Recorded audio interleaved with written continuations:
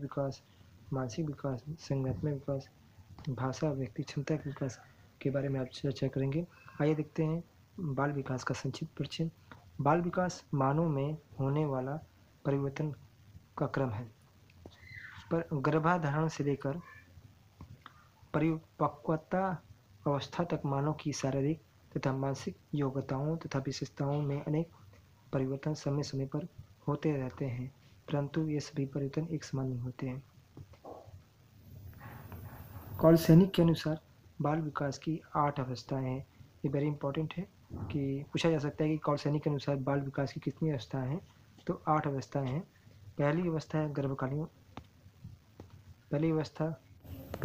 है गर्भकालीन अवस्था, दूसरी है शैशवाकालावस्था, तीसरा है पूर्व शैशवाकालावस्था, चौथा है उत्तर शैशवाकालावस्था, पांचवा है पूर्व बाल्यकालावस्था, छठा है मध्यकाल बाल्यावस्था, सातवां है उत्तर बाल्यकालावस्था, आठवां है किशोरावस्था। इसमें मेन इंपॉर्टेंट है कि ये बाल्यावस्था के क्रम को याद करने की जरूरत नहीं है, बल्कि आपको कार्ल सैनिक के जो बाल विकास की कितनी अवस्थाएं दिए हैं उनके बारे में कुल जानकारी चाहिए। दूसरी ओर देखते हैं, राउस के अनुसार बाल विकास की 4 अवस्थाएं का वर्णन किया उन्होंने, जबकि कार्ल सैनिक ने 8 अवस्थाएं का वर्णन किया है। तो राउस के अनुसार जो बाल विकास की अवस्थाएं हैं, शैशवावस्था, पूर्व बाल्यकालावस्था, उत्तर बाल्यकालावस्था और किशोरावस्था। मनोविज्ञान की दृष्टि से देखा जाए तो समान रूप से बालक की बाल विकास की 5 अवस्था होती है। पहली है पूर्व जन्मकालावस्था, जो होती है जन्म से पूर्व की अवस्था तक। दूसरी है शैशवा अवस्था, जो जन्म से लेकर 5 से 6 वर्ष तक की होती है।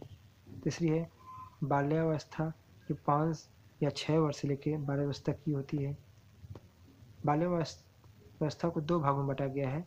पूर्व बाल्यावस्था जो 6 से 9 वर्ष तक की होती है, जिसे संचय काल कहा जाता है। दूसरी है उत्तर बाल्यावस्था, जिसे परिपाक काल कहा जाता है, जो 10 से 12 वर्ष तक की होती है। नंबर 4 है किशोरावस्था, जो 13 से 18 वर्ष तक की अवस्था होती है।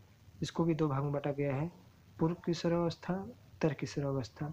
पूर्व किशोरावस्था की अवस्था होती है 13 से 16 वर्ष तक की, तथा उत्तर किशोरावस्था की अवस्था होती है 16 से 18 वर्ष तक।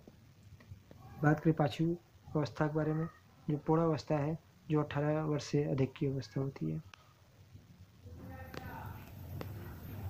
आगे देखते हैं शैशवावस्था में क्या क्या विशेषताएं होती है, इसमें शिक्षा का स्वरूप क्या होता है आदि के बारे में चर्चा करेंगे। तो देखते हैं शैशवावस्था के जन्म से लेकर 6 वर्ष तक की अवस्था ही शैशवावस्था कहलाती है। इसके कुछ उपनाम हैं, वे भी हम लोग देख लेते हैं। शैशवावस्था के कुछ उपनाम इस प्रकार से हैं: जीवन का सबसे महत्वपूर्ण कार्य से माना जाता है। दूसरा है सीखने का। तीसरी है खिलौनों की आयु भी कह सकते हैं इसको। भावी जीवन की आधारशिला भी है। और अतार्किक चिंतन की अवस्था।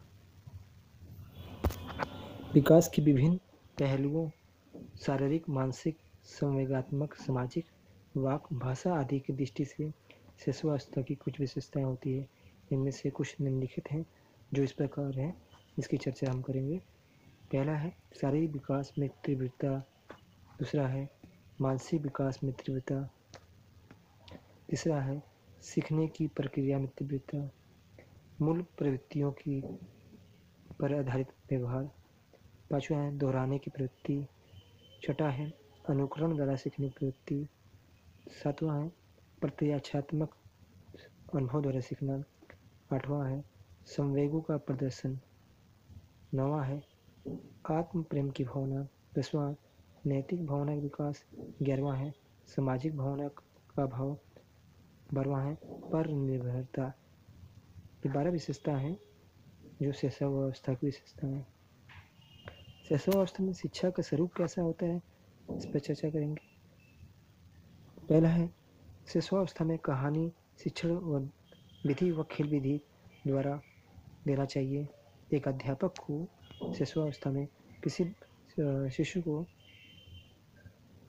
कहानी विधि व खेल विधि द्वारा ही शिक्षण देना चाहिए। दूसरी है अच्छी आदतों का निर्माण करना, क्योंकि शिशुअवस्था में बच्चे का मानसिक विकास प्रारंभ होता है, इसलिए उनमें अगर अच्छी आदतों का निर्माण करेंगे तो वे आगे जाकर उस आदतों का और अच्छे से प्रयोग करेंगे।